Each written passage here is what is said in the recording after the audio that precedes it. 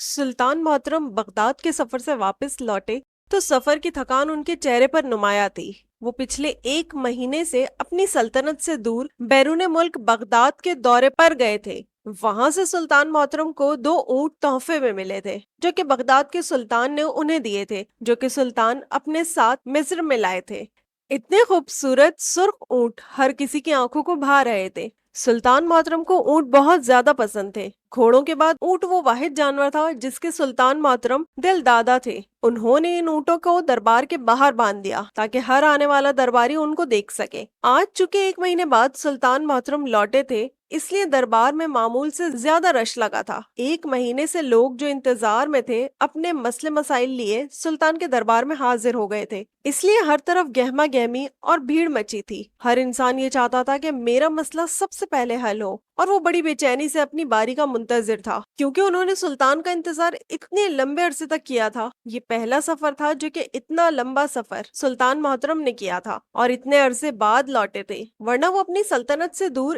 اتنا عرصہ کبھی نہیں رہے تھے، بشرط یہ کہ کوئی جنگ و جدل ہو جاتی۔ سلطان محترم میں بھی دربار میں تشریف نہیں لائے تھے۔ وہ محل کے اندر حرم میں داخل ہوئے تو تمام کنیزوں نے ان کو ادب سے سلام کیا۔ سلطان محترم نے ان کو سر کے خم سے مسکراتے ہوئے جواب دیا اور محل کے اندر ہونے والی تمام کارروائی کے بارے میں جاننے لگے، جو کہ ان کی غیر موجودگی میں یہاں پر وقوع پذیر ہوئی تھی۔ وہ بغداد سے اپنی کنیزوں کے لیے بھی خاص تحفے لائے تھے، اس لیے انہوں نے ہر کنیز کو اس کے حصے کا تحفہ دیا، جو کہ کنیزوں نے خوشی خوشی قبول کر لیا۔ سلطان محترم بلا شبہ ہر ایک کے معاملے میں بہت ہی زیادہ حساس تھے۔ اپنے ملازمین اور کنیزوں کے معاملے میں بھی اتنے ہی زیادہ حساس تھے جتنے کہ اپنے عزیزوں کے معاملے میں۔ اور بلا شبہ جس ریاست کا سلطان بغیر کسی تفریق کے سب میں برابری کا سلوک رکھے، اس سلطان کا نام تاریخ میں ہمیشہ روشن لکھا جاتا ہے اور اس کا نام ہمیشہ یاد رکھا جاتا ہے۔ سلطان محترم کسی بھی معاملے میں کوتاہی کرنے کے قائل نہیں تھے۔ وہ سب کنیزوں کو ان کے تحائف دیتے ہوئے حرم کے اندر روانہ ہو چکے تھے۔ انہیں معلوم تھا کہ ان کی ملکہ کو ان کا شدت سے انتظار ہوگا، کیونکہ 1 مہینے کی جدائی ان کے درمیان کبھی نہیں آئی تھی۔ اور ایسا ہی ہوا تھا کہ جب وہ اپنے کمرے میں داخل ہوئے تو ملکہ عالیہ، جس کو پہلے ہی خبر مل چکی تھی کہ سلطان محل میں آ چکے ہیں، وہ آئینے کے سامنے اپنے بناؤ سنگھار میں مصروف تھیں۔ جیسے ہی انہوں نے سلطان کو آئینے کے اندر دیکھا، ایک دم سے ان کے چہرے پر شریر سے مسکراہٹ آ گئی، اور پلٹ کر دیکھا تو سلطان بھی ان کو دیکھ کر مسکرانے لگے۔ سلطان محترم کی زندگی میں ملکہ عالیہ کا خاص مقام اور مرتبہ تھا۔ وہ انہیں نہ صرف محبت دیتے تھے بلکہ ان کی رائے کا بھی احترام کرتے تھے اور ان کو عزت سے رکھا ہوا تھا۔ وہ جلدی سے سلطان محترم کے قریب آئیں اور اتنے دنوں کی بےتابی ان پر عیاں کر دی۔ سلطان محترم نے اپنی ملکہ کے ماتھے پر بوسہ دیا اور کہا کہ بے شک آپ کو دیکھ لیا ہے تو سفر کی تھکن اتر گئی ہے۔ ملکہ نے مسکرا کر سلطان کا وہ لباس اتارا جو کہ وہ سفر کے دوران زیبتن کرتے تھے، اور انہیں ان کا مخصوص شاہی لباس پہنایا، کیونکہ سلطان محترم بغیر کسی توقف کے دربار کی طرف روانہ ہونے والے تھے۔ وہ ملکہ سے اس مہینے میں ہونے والے تمام ضروری امور کی خبر لے رہے تھے، اور ملکہ ان کو ہر چیز کے بارے میں باخبر کر رہی تھی، کیونکہ سلطان کے جانے کے بعد ملکہ عالیہ ہی ہر امور کو دیکھتی تھیں۔ وہ ان عورتوں میں سے نہیں تھیں جو بس گھر کے اندر ہی رہ کر اپنے شوہر کا انتظار کرتی ہیں، بلکہ اپنے شوہر کے جانے کے بعد وہ اپنے شوہر کی ذمہ داری اور ان کے کاموں کو اچھی طرح سے دیکھتی ہیں۔ سلطان نے اپنا شاہی لباس پہنا اور ملکہ عالیہ سے تخلیہ کر کے دربار کی طرف چلنے لگے۔ خاص بھی سلطان محترم کے ساتھ آ لگا۔ اس بار سلطان محترم بغداد کے سفر پر اپنے وزیر خاص کے ہمراہ نہیں گئے تھے، بلکہ اکیلے ہی گئے تھے، کیونکہ وزیر خاص کو کچھ علالت تھی۔ سلطان محترم نے ان کی علالت کے بارے میں پوچھا تو وزیر خاص نے مسکراتے ہوئے کہا کہ وہ بالکل ٹھیک ہے، جس پر سلطان محترم مسکرا دیے اور وزیر خاص کے کندھے پر ایک تھپکی ماری۔ وزیر خاص اور سلطان محترم کے درمیان گہری دوستی بھی تھی، کیونکہ سلطان محترم کا وزیر خاص ان کے مرحوم ابا جان کے وزیر خاص کا سپوت تھا اور انتہائی قابل بھروسہ آدمی تھا۔ سلطان محترم ان پر آنکھیں بند کر کے بھروسہ کرتے تھے۔ وزیر خاص نے سلطان محترم سے ان اونٹوں کے بارے میں پوچھا جو کہ وہ اپنے ساتھ لائے تھے، تو سلطان محترم مسکرانے لگے اور کہا کہ بغداد کا سلطان نہیں چاہتا کہ مصر کا سلطان ان کے ملک سے خالی ہاتھ جائے۔ ایک دفعہ وہ مجھے اپنے سب سے اعلیٰ نسل کے اونٹ دکھانے کے لیے لے گیا تو مجھے یہ اونٹ بہت ہی زیادہ خاص لگے، کیونکہ یہ اونٹ انسانوں کی خصلتوں کے بارے میں انتہائی اچھے سے جانتے ہیں۔ اور کسی انسان میں یہ بری خصلت دیکھ لیں تو ایک خاص طریقے سے اس کا اظہار کرتے ہیں، اور ان کے خاص اشارے صرف وہی سمجھ سکتا ہے جو کہ اونٹوں کے بارے میں اچھی طرح سے جانتا ہو۔ اور تم تو جانتے ہو کہ میں تو شروع سے ہی اونٹوں اور گھوڑوں کا دل دادا رہا ہوں، اس لیے مجھے فوراً پتہ چل جاتا ہے کہ یہ اونٹ مجھ سے کیا کہنا چاہتے ہیں۔ یہ اونٹ میرے لیے انتہائی خاص مقام رکھتے ہیں، اس لیے میں تمہیں نصیحت کرتا ہوں کہ ان کا بھرپور خیال رکھنا۔ وزیر خاص نے سلطان محترم کی بات کو سر تسلیم خم کیا اور کہا کہ آپ بے فکر رہیں، آپ کے ہر معاملے کو میں اچھی طرح سے دیکھتا رہا ہوں، اور انشاءاللہ آپ کو ان اونٹوں کے معاملے میں بھی کوئی کوتاہی سننے کو نہیں ملے گی۔ وزیر خاص کی بات پر سلطان محترم کے چہرے پر مسکراہٹ آ گئی، اور وہ جیسے ہی دربار کے سامنے گئے تو وہاں پر 2 اونٹوں کے بجائے ایک تیسرا اونٹ بھی کھڑا تھا۔ وزیر خاص نے سلطان محترم کو سوالیہ نظروں سے دیکھا، جیسے پوچھ رہے ہوں کہ آپ تو 2 اونٹوں کا ذکر کر رہے تھے، مگر یہ تیسرا اونٹ یہاں پر کیا کر رہا ہے؟ اور سلطان محترم نے جیسے ناسمجھی سے اپنے سر کو دائیں بائیں ہلایا کہ مجھے اس بارے میں کچھ علم نہیں۔ اس سے پہلے کہ وہ اونٹ کی بابت کسی سے سوال کرتے کہ یہ تیسرا اونٹ یہاں پر کیا کر رہا ہے، کیونکہ وہ اونٹ بھی ایک خاص نسل کا اونٹ تھا، سلطان محترم نے دور سے ہی اس اونٹ کا جائزہ لے لیا تھا، اور انہیں وہ اونٹ کافی زیادہ مختلف لگا تھا۔ اتنے میں ایک سپاہی بھاگتا ہوا سلطان محترم کے قریب آیا اور ادب سے سلام پیش کیا۔ سلطان محترم نے کہا کہ تم اس قدر حواس باختہ کیوں ہو شیر خان؟ تمہارے چہرے پر اس قدر ہوائیاں اڑی ہوئی ہیں، لگتا ہے کہ آج پھر دربار میں کوئی خاص مسئلہ زیر بحث ہے جس کا حل کیا جانا ضروری ہے۔ سپاہی نے فوراً اس بات میں سر ہلایا اور کہا کہ بالکل صحیح سمجھے آپ سلطان محترم، آج ایک ایسا شخص دربار میں آیا ہے جو کہ کافی زیادہ واویلا مچا رہا ہے اور کہہ رہا ہے کہ مجھے ابھی اور اسی وقت سلطان سے ملنا ہے، اور وہ اپنے ساتھ ایک اونٹ بھی لے کر آیا ہے۔ سلطان محترم نے اس اونٹ کی طرف اشارہ کیا کہ کیا یہی اونٹ ہے جو آدمی کا ہے؟ تو سپاہی نے اس بات میں سر ہلا دیا، کہنے لگا کہ جی سلطان، بالکل آپ صحیح سمجھے، وہ یہ اونٹ دربار کے اندر لے کر گھسنے والا تھا، مگر ہم نے اسے اونٹ سمیت اندر نہیں جانے دیا اور اونٹ کو آپ کے ان خاص اونٹوں کے ساتھ ہی باندھ دیا ہے۔ سلطان محترم نے کہا کہ ٹھیک ہے، میں دربار کے اندر جاتا ہوں اور اس شخص سے پوچھتا ہوں کہ پھر تمہیں کون سا مسئلہ درپیش ہے اور یہ اونٹ تم کس لیے ساتھ لائے ہو۔ یہ کہتے ساتھ ہی سلطان محترم وزیر خاص کے ہمراہ میں دربار میں داخل ہوئے تو تمام سپاہیوں نے سلطان محترم کا خیر مقدم استقبال کیا، کیونکہ سلطان محترم ایک لمبے سفر سے واپس لوٹے تھے، اس لیے ہر چہرے پر اطمینان اور مسرت تھی، اور درباریوں کے چہرے بھی خوشی سے معطر تھے، اور وہ جو اتنے عرصے سے یہاں پر سوار ہو رہے تھے اور اپنا مسئلہ کسی کو بیان نہیں کر پا رہے تھے، ان کو جیسے ہی اطمینان ہوا کہ اب سلطان آ گئے ہیں تو ان کا مسئلہ بھی چٹکیوں میں حل ہو جائے گا۔ سلطان محترم نے سب کو بآواز بلند سلام کیا اور اپنی نشست خاص پر جا کر بیٹھ گئے۔ سب سے پہلے انہوں نے اللہ تعالیٰ کی حاکمیت کے بارے میں کہا کہ تمام تعریفیں اللہ کے لیے ہیں، اور میں تو بس اس کا ایک عام سا بندہ ہوں جس کے ذمے بہت ساری ذمہ داریاں ہیں اور بہت سارے مسئلے مسائل کا بوجھ میرے کندھوں پر لدا ہے، کیونکہ جب تک میں آپ سب لوگوں کے مسئلے مسائل حل کر کے نہیں سوتا مجھے رات کو نیند نہیں آتی، اور میں صبح اٹھ کر یہی دعا اللہ تعالیٰ کے حضور کرتا ہوں کہ میں اپنی رعایا کے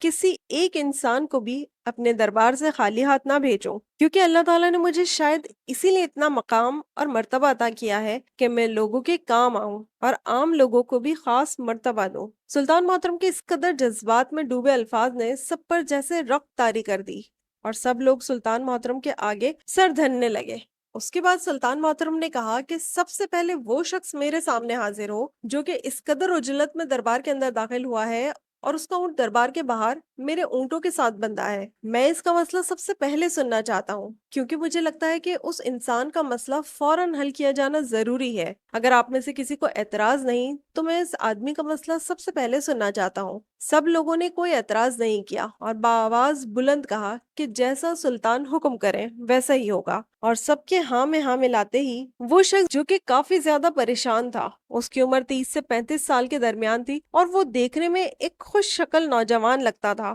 اس کا مضبوط جسم اس کے محنتی ہونے کا ثبوت دیتا تھا، اور اس کی آنکھوں کے اندر شدید بے چینی اور اضطراب تھا جو کہ اس کے لہجے سے بھی چھلکنے لگا۔ جب وہ بولا تو دربار میں مکمل خاموشی ہو گئی اور سب لوگ اس شخص کو سننے لگے جو نہ جانے اس قدر پریشان کیوں تھا، اور جب اس نے اپنا مسئلہ بیان کیا تو ایک دم سے جیسے سب کے چہروں پر ہوائیاں سی اڑنے لگیں، اور جو دربار تھوڑی دیر پہلے بالکل خاموش تھا ایک دم سے ہلکی ہلکی سی سرگوشیاں سر اٹھانے لگیں۔ जैसे हर कोई अपनी अपनी राय उस शख्स के बारे में कायम कर चुका हो। सुल्तान मोहतरम एकदम अपनी नशिस्त खास से उठे, क्योंकि इस तरह का मसला अब तक कोई भी इंसान दरबार के अंदर लेकर हाजिर नहीं हुआ था। बिलाशुबह सुल्तान के जाने के बाद सुल्तान की रियासत के अंदर कुछ ऐसे अफाल सरअंजाम दिए जाने लगे थे जो कि सरासर कबीह थे। सुल्तान मोहतरम के चेहरे पर इंतहाई तशवीश थी। उन्हें उम्मीद नहीं थी कि मेरे सफर पर निकलने के बाद रियासत के अंदर मामलात इस कदर खराब हो जाएंगे और दरबारों को इस तरह के मसाइल का भी सामना करना पड़ जाएगा। सुल्तान मोहतरम उस शख्स को उसके सवाल का जवाब दिए बगैर ही दरबार से बाहर का रुख इख्तियार करने लगे। सब लोग एकदम से सुल्तान मोहतरम के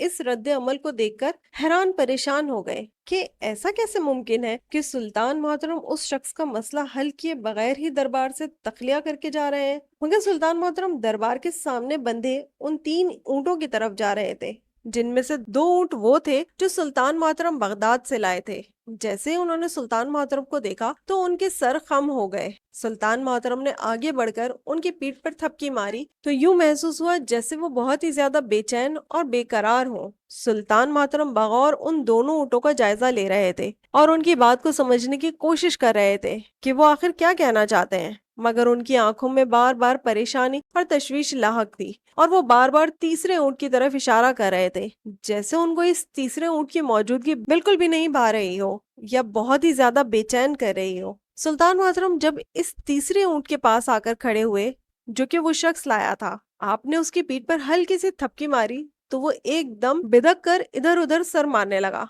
ऐसा नहीं था कि वो कोई अड़ियल घोड़े की तरह बदतमीज ऊँट था, क्योंकि सुल्तान मोहतरम ऊँटों के बारे में अच्छी तरह से जानते थे। उस ऊँट को वाकई कोई ना कोई बेचैनी ऐसी लाहक थी कि जो अपने साथ वाले ऊँटों को भी बेचैन कर रही थी, क्योंकि जानवर की फितरत भी बिल्कुल इंसानों जैसी होती है कि अगर एक जानवर बेचैन हो तो दूसरे जानवर के अंदर खुद ब खुद ही बेचैनी सरायत कर जाती है। उस शख्स ने जो बात कही थी उसकी सच्चाई मालूम करने के लिए सुल्तान के पास सिर्फ एक ही तरीका था। बेशक वो ऊँट बेजबान था और यही ऊँट इस गुनाह का चशमदीद गवाह था जो दरबार के अंदर उस शख्स ने सुल्तान मोहतरम के हुजूर गोश गुजार किया था, और वो चाहता था कि उसे सच मालूम करके दिया जाए कि इस ऊँट की मौजूदगी में क्या वाकई ऐसा कोई गुनाह सरजद हुआ था या ये सिर्फ एक दुश्मन की फैलाई गई चाल थी जो 2 दिलों के दरमियान दीवार खड़ी करना चाहता था। सुल्तान मोहतरम थोड़ी देर के लिए उस ऊँट के पास खड़े रहे और उसकी पीठ पर थपकी मारते रहे, और जब तक वो ऊँट शांत नहीं हो गया और उसकी परेशानी कुछ कम नहीं हो गई, सुल्तान मोहतरम दरबार के अंदर दाखिल नहीं हुए। जब वो ऊँट वहां बैठ गया तो सुल्तान मोहतरम ने दोबारा से दरबार का रुख इख्तियार किया और उस शख्स को मुखातिब किया। सुल्तान मोहतरम कहने लगे कि तुम्हारा मसला यही है ना कि तुम अपनी बीवी के किरदार के हवाले से इस ऊँट की गवाही तलब करना चाहते हो, क्योंकि तुम्हें लगता है कि जिस नदी पर तुम्हारी बीवी रोजाना पानी भरने जाती है और ये ऊँट भी अपने साथ लेकर जाती है, वो ऊँट को किसी दरख्त के साथ बांधकर उस नदी में से पानी भरने के बजाय उस नदी के पानी के अंदर दाखिल हो जाती है, और इतने में तुम्हारी बीवी का आशना भी नदी के अंदर से गौते लगाता हुआ उसके करीब आ जाता है और वो दोनों इस ऊँट के सामने वो शर्मनाक काम सरअंजाम देते हैं जिसकी वजह से ये ऊँट बेचैन हो जाता है। सुल्तान मोहतरम अपने लफ्जों में उस आदमी का मसला बयान किया तो वो आदमी शर्म से पानी पानी हो गया और अपना सर झुका लिया। कहने लगा कि बिल्कुल सही समझे आप सुल्तान, मैं वाकई अपनी बीवी के किरदार के बारे में जानना चाहता हूँ, क्योंकि मुझे सिर्फ ऊँट की बेचैनी ने परेशान नहीं किया बल्कि मुझे किसी मुखबिर ने भी ये खबर दी है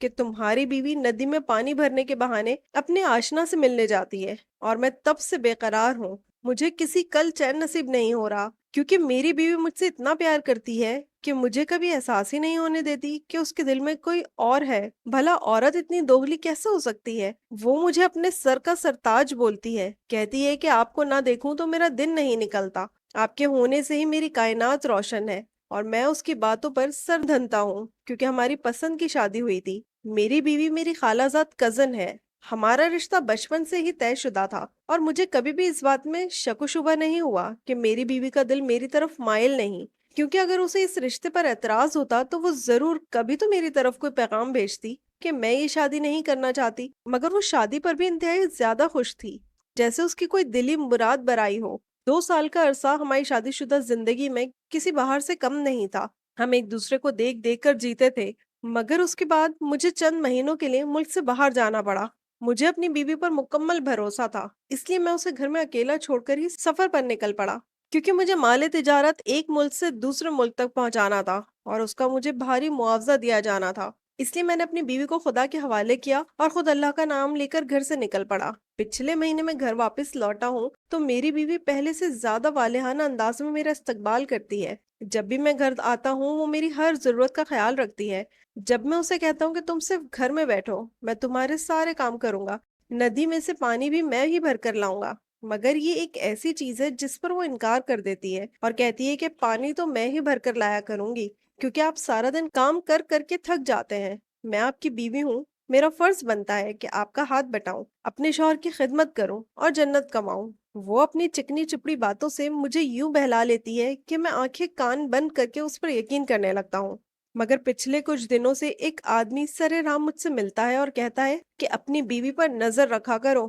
کیونکہ عورت بہت ہی زیادہ بے وفا ہوتی ہے۔ اس کے دل میں تو کچھ اور ہوتا ہے مگر بظاہر کچھ اور ہوتی ہے۔ عورت سے بڑا فتنہ کوئی بھی نہیں۔ وہ آدمی بار بار مجھے یہ بات بتا کر چلا جاتا ہے اور میں تشویش میں مبتلا ہو جاتا ہوں۔ اور میرا یہ اونٹ جو کہ میری بیوی کے ساتھ ہی ندی تک جاتا ہے، جب یہ واپس لوٹتا ہے تو میرے آگے سر مارنے لگتا ہے، بے چینی سے لوٹنے لگتا ہے، کیونکہ میرا یہ اونٹ میرے ساتھ بہت زیادہ وفادار ہے اور یہ مجھے کچھ ایسا کہنا چاہتا ہے جس سے میں بے خبر ہوں، اور یہ اونٹ اس بارے میں جانتا ہے مگر میں اونٹوں کی زبان نہیں سمجھتا، اس لیے اسے آپ کے دربار میں لے کر حاضر ہوا ہوں، کیونکہ میرے سلطان ایسے سلطان ہیں جو کہ جانوروں کی زبان بھی اچھی طرح سے سمجھتے ہیں۔ کیا ایسا ممکن نہیں ہے کہ آپ اس اونٹ کے ذریعے سے سچ معلوم کر سکیں کہ کیا واقعی میری بیوی مجھے دھوکہ دے رہی ہے اور میرے ساتھ بے وفائی کر رہی ہے؟ وہ شخص اپنی بات کے اختتام کے بعد اپنے آنسو صاف کرنے لگا اور ہر درباری اس کی محبت پر اش اش کر اٹھا کہ وہ کس قدر اس عورت سے محبت کرتا ہے اور نہیں چاہتا کہ وہ بے وفا نکلے، اور سلطان کے دل کو بھی جیسے دھچکا سا لگا تھا۔ اس لیے سلطان محترم نے اس شخص کے کندھوں پر ہاتھ رکھا اور کہا کہ تم فکر مت کرو، میں تمہارے سامنے دودھ کا دودھ اور پانی کا پانی لاؤں گا، بس اس اونٹ کو 3 دن کے لیے میرے پاس چھوڑ جاؤ، تیسرے دن تم یہاں آنا اور اس اونٹ کو اپنے ساتھ لے جانا اور حقیقت بھی معلوم کر کے جانا۔ وہ شخص سلطان سے کہنے لگا کہ اس لیے میں آپ کے پاس آیا ہوں کیونکہ میں اس معاملے میں کسی دوسرے پر بھروسہ نہیں کر سکتا، اور اگر میں اپنی بیوی کی جاسوسی کروں گا تو شاید اسے شک پڑ جائے گا۔ میں چاہتا ہوں کہ میں اس کی جاسوسی بھی نہ کروں اور حقیقت بھی مجھے معلوم ہو جائے، اور یہ اونٹ وہ واحد گواہ ہے، اس کے علاوہ میرے پاس کوئی گواہ نہیں، اور نہ ہی میں کسی کی گواہی پر اعتبار کر سکتا ہوں، کیونکہ میرے چاروں طرف میرے رقیب مجھ پر نظر رکھے ہوئے ہیں اور چاہتے ہیں کہ میرا گھر کبھی نہ بسے۔ سلطان محترم نے اس شخص کو تسلی دی اور دربار سے روانہ کر دیا، اور باقی درباریوں کے مسئلے مسائل سننے لگے اور ان کا حل پیش کرنے لگے، مگر ان کا ذہن بار بار اس اونٹ کی حرکتوں پر جا رہا تھا۔ سلطان محترم کے ذہن میں خطرے کی گھنٹیاں بجنے لگی تھیں، مگر پھر بھی وہ مزید تسلی کرنا چاہتے تھے اور کوئی بھی ایسا فیصلہ نہیں کرنا چاہتے تھے جو کہ شک و شبہ پر مبنی ہو، اس لیے وہ 3 دن کے لیے اس اونٹ کو ان دونوں اونٹوں کے ساتھ رکھنا چاہتے تھے۔ جب وہ دربار سے تخلیہ کر کے محل میں روانہ ہوئے تو ان کا ذہن بار بار اسی درباری کے سوال میں الجھ رہا تھا۔ بے شک عورت بہت بڑا فتنہ ہوتی ہے، یہ بات تو سلطان بھی جانتے تھے، مگر عورت جیسی وفا بھی کسی میں نہیں ہوتی۔ سلطان محترم نے اس اونٹ کو اپنے ان خاص اونٹوں کے ساتھ باندھ دیا اور ان کو دوسرے جانوروں سے بالکل الگ رکھا، کیونکہ وہ تینوں تو محل کے اندر لان میں باندھے گئے تھے، جہاں پر کنیزیں اور دوسرے ملازمین بھی ہوتے تھے جو کہ ان کی دیکھ بھال کرتے تھے، کیونکہ سلطان محترم نے ان تینوں کی خاص دیکھ بھال کا حکم جاری کیا تھا۔ بالآخر تیسری رات بھی جب کسی انہونی کا احساس نہ ہوا تو ایک دم سے بادل زور سے گرجے اور تیز بارش آنے لگی، طوفانی تھی کہ وہ اونٹ محل کے باہر بالکل بھیگ چکے تھے۔ اچانک ایک کنیز اور ایک ملازم باہر کی طرف بھاگتے ہوئے آئے اور ان اونٹوں کو کھول کر اندر لے جانے لگے۔ سلطان محترم اپنے کمرے کی کھڑکی سے یہ ساری صورتحال دیکھ رہے تھے۔ کنیز کے کپڑے مکمل طور پر بھیگ چکے تھے اور اس کے جسم سے چپک رہے تھے۔ اتنے میں وہ ملازم کنیز کے بالکل قریب آیا اور اس کے گرد اپنی سیاہ چادر ڈال دی تاکہ اس کے جسم کو ڈھانپا جا سکے، مگر وہ ملازم جیسے ہی اس کے قریب آیا، اس تیسرے اونٹ نے واویلا مچانا شروع کر دیا تھا۔ وہ اپنا منہ بالکل اونچا کر کے ایسی آواز نکالنے لگتا تھا جس میں بے پناہ تشویش ہوتی تھی۔ اس اونٹ کی دیکھا دیکھی دوسرے اونٹ بھی ایسے ہی کرنے لگے، کیونکہ انہوں نے دو انسانوں کو ایک دوسرے کے ساتھ دیکھ لیا تھا اور ان کی نظر میں یہ غلط کام تھا، حالانکہ وہ ملازم صرف کنیز پر چادر ڈال رہا تھا، اس کا ارادہ کچھ غلط نہیں تھا، مگر وہ اونٹ ان دونوں کو قریب دیکھ کر ہی واویلا کرنے لگے تھے، اور سلطان محترم کھڑکی سے یہ سارا منظر دیکھ رہے تھے اور اس شخص کی بات پر یقین آ گیا۔ یقیناً جب وہ بیوی ندی کے اندر ہوتی ہوگی तो उसके कपड़े भीग जाते होंगे, और उसका आशना जब गौते लगाता हुआ उसके करीब आता होगा तो वो ऊंट इसी तरह से बेचैन होता होगा जिस तरह से इस कनीज और मुलाजिम को देखकर बेचैन हुआ था। जानवर चाहे बेजबान होते हैं, मगर इन्हें इन सारे अफाल की अच्छी तरह से समझ होती है, जो कि इंसानों की नजर में भी गलत होते हैं, और वही अफाल जानवरों की नजर में भी गलत होते हैं, और वो अपने मालिक के साथ बेवफाई नहीं कर सकते। इसलिए ऊंट ऐसी ही आवाजें निकालकर अपने मालिक को उसकी बीवी के करतूतों के बारे में आगाह करना चाह रहा था, मगर वो इस ऊंट के इशारे और आवाजें समझने से कासिर था, क्योंकि उसे ऊंटों की बोलियां और जबान की समझ नहीं थी। मगर सुल्तान बहुत ही ज्यादा घाघ आदमी थे। उन्हें अच्छी तरह से मालूम था कि वो ऊंट ऐसा क्यों कर रहा है, क्योंकि उसने अपने मालिक का नमक खाया था, और मालिक की बीवी को किसी दूसरे नाशना के साथ देखना उसे हरगिज भी गवारा नहीं था, और उसे ये गलत अमल लगता था। सुल्तान मोहतरम के दिल में एक धचका सा लगा कि काश ये सब कुछ झूठ होता, और काश उसकी बीवी ऐसी ना होती, क्योंकि वो आदमी शायद अपनी बीवी से बेपनाह मोहब्बत करता था। मगर अब जबकि हकीकत आश्कार हो चुकी थी तो उस आदमी को बताया जाना जरूरी था, क्योंकि कल तीसरा दिन खत्म हो जाएगा और वो आदमी दोबारा से दरबार में सवाल लेकर आएगा और हकीकत जानने की कोशिश करेगा, और सुल्तान मोहतरम उससे इस हकीकत को छुपा नहीं सकते थे, क्योंकि अगर बीवी बदकार हो तो शौहर को इल्म होना जरूरी होता है। अगले रोज जब दरबार लगा और हर सवाली अपना सवाल सुल्तान के हुजूर रखने से पहले उस आदमी के सवाल का जवाब का मुंतजर था, क्योंकि हर कोई जानना चाहता था कि आखिर इस अजीब और गरीब से वाकये की सच्चाई क्या है। और जब वो आदमी बेचैनी से सुल्तान के दरबार में दाखिल हुआ तो उसकी आंखों में देखकर लगता था जैसे वो 3 रातों से सोया ना हो। सुल्तान मोहतरम के दिल में दर्द की टीसें उठने लगी, मगर उन्हें इस हकीकत से पर्दाचाक करना ही था। अचानक ही सुल्तान मोहतरम ने कहा कि उस औरत को भी दरबार में पेश किया जाए, क्योंकि उसका भी यहाँ होना जरूरी है। जिस पर आदमी एकदम से तशवीश में मुब्तला हो गया, जैसे उसे समझ आ गई हो कि सच्चाई क्या है। उसके चेहरे पर मजीद गम के आसार नमूदार हुए। थोड़ी देर के बाद कनीजों के हमरा उसकी बीवी भी दरबार में दाखिल हुई। उसने बड़ी सारी चादर से घूंघट ओढ़ रखा था। इससे पहले कि सुल्तान मोहतरम अपना फैसला सुनाते, वो एक दफा उसकी बीवी से भी सवाल करना चाहते थे कि आखिर इसने अपनी जान से अजीज शौहर के साथ बेवफाई क्यों की, जो उसे सर आंखों पर बिठा कर रखता था, उसकी हर जरूरत पूरी करता था और उससे उसकी पसंद की शादी हुई थी। तो वो औरत बड़े धड़ल्ले से कहने लगी कि मुझे अब इस शख्स की संगत में अब कोई सुकून हासिल नहीं होता, क्योंकि मेरा दिल उसके लिए बदल गया है। मगर मैं ये बात इससे छुपाती रही थी, क्योंकि ये हर रोज मेरे सामने टसवे बहाकर अपनी मोहब्बत का मुझे यकीन दिलाता है और कहता है कि कभी मुझे धोखा ना देना, वरना मैं मर जाऊंगा। शायद मुझे इस पर तरस आ गया था और मैं चाहती थी कि चलो इसके साथ भी बीवी बनकर रह लूंगी, मगर जैगम मेरी मोहब्बत है और मैं उसे छोड़ नहीं सकती। जब ये मुझे छोड़कर मुल्क से बाहर चला गया था तो उसने मुझे अपनी मोहब्बत का इजहार किया था, और उसका इजहार इस कदर वालेहाना था कि मैं बहक गई, और वो अब मुझसे शादी करना चाहता है। इसलिए मेरी आपसे दरख्वास्त है कि आप मेरे शौहर से मेरी तलाक दिलवा दें, ताकि मैं अपनी मोहब्बत के पास लौट सकूं और इस हरामकारी से बच सकूं और अल्लाह के हुजूर तौबा कर सकूं। उस औरत की इस तरह शर्मनाक बात सुनकर दरबारियों को जैसे सांप सूंघ गया था कि कोई औरत इतनी बेबाक कैसे हो सकती है, और वो शख्स अपनी ही नजरों में गढ़ा जा रहा था, क्योंकि अपनी मोहब्बत को यूं गैर होते देखना आसान नहीं होता। यूं लगता है जैसे दिल को आरे से चीरा जा रहा हो, और उस शख्स का दिल भी आरे से ही चीरा जा रहा था और उसका चेहरा बिल्कुल सुर्ख पड़ चुका था। सुल्तान मोहतरम थोड़ी देर के लिए खामोश रहे, फिर कहने लगे कि अगर तुम्हें अपने शौहर से मोहब्बत नहीं रही थी तो तुम्हें अपने शौहर को सच्चाई बता देनी चाहिए थी और उससे अलग हो जाना चाहिए था और अपने इस आशना से शादी कर लेनी चाहिए थी। मगर तुमने न सिर्फ बदकारी की है बल्कि अपने मुंह से भी इस चीज का एतराफ किया है। मैं खुदा को हाजिर नाजिर जानकर कहता हूँ कि तुम्हें अपने इस आशना से ऐसी मोहब्बत नहीं मिलेगी जो तुम्हारा शौहर तुम्हें देता था। मगर फिर भी फैसला तुम्हारा होगा, और मैं इस शख्स से दरख्वास्त करता हूँ कि अपनी बीवी को इस बोझ से आजाद कर दे, और उसकी सजा यही है कि ये अपने आशना से शादी कर ले, क्योंकि मैं जानता हूँ कि जो औरत अपने पहले शौहर को धोखा दे दे और उसकी मोहब्बत को ठुकरा दे, उसे कभी भी कहीं से भी सच्ची मोहब्बत नहीं मिलती।